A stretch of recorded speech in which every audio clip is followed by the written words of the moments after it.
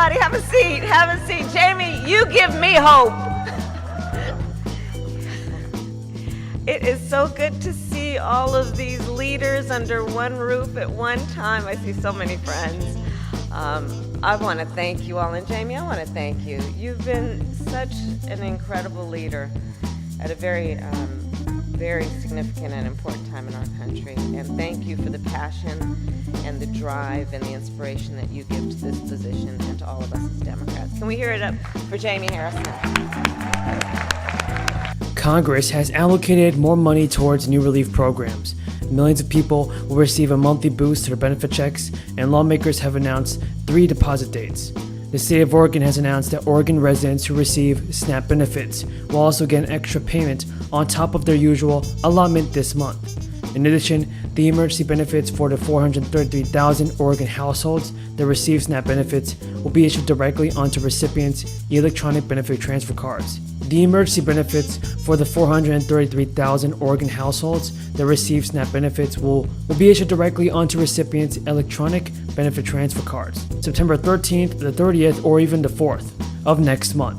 Recipients don't need to do anything to receive the extra payments, which have been authorized by the federal government through the crisis. State officials told reporters that we know that many people rely on these additional emergency food benefits to get food and for themselves and for their families. We also know that many Oregon residents are struggling to meet their basic needs.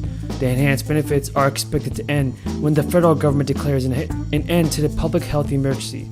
SNAP recipients who have had a change in income or household members should update the Human Department of Services because such changes could affect benefit amounts.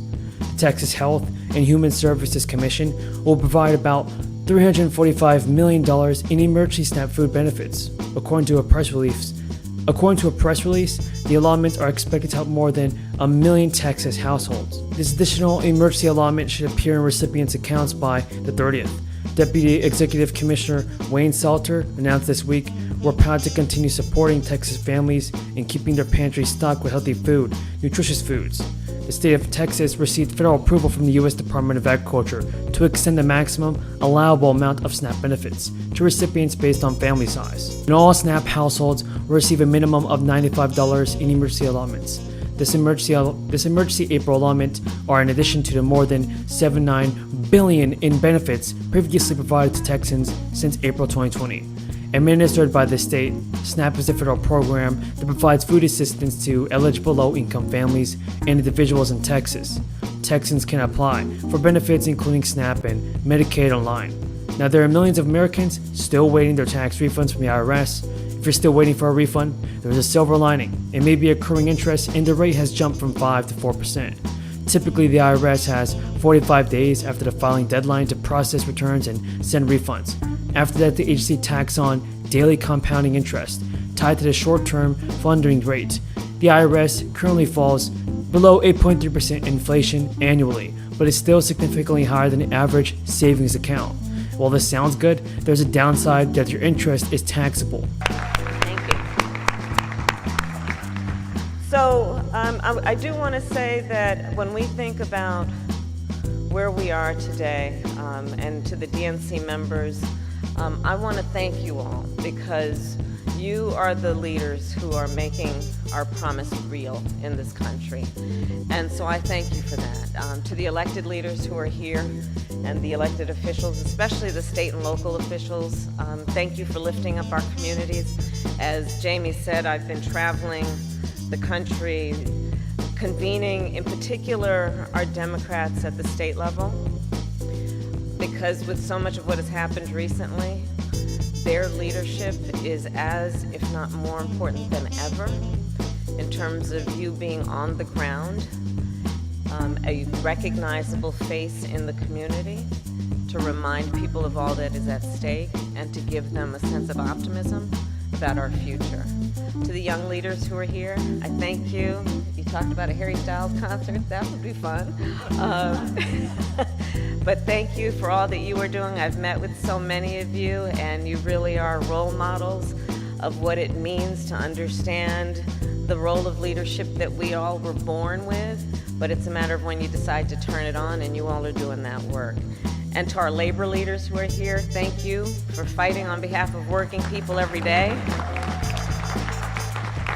stimulus checks have definitely been a financial lifeline for many Americans during the crisis. So, it is really great to know that the relief payments are now back in multiple states across the country. Many of you are also wondering if you qualify for a new stimulus check. These are stimulus payments from state governments that have decided to take action for residents. Now, certain states like California have sent out monthly stimulus checks, and also in the Sunshine State of Florida, it has also been confirmed that they'll be sending out a payment of up to $1,100 to first responders and educators. That's including teachers and principals. If you live in Florida, you could receive an additional $2,000 stimulus check or $1,000 stimulus check, depending on your job. If you live in Georgia, you could also get $1,000 stimulus checks.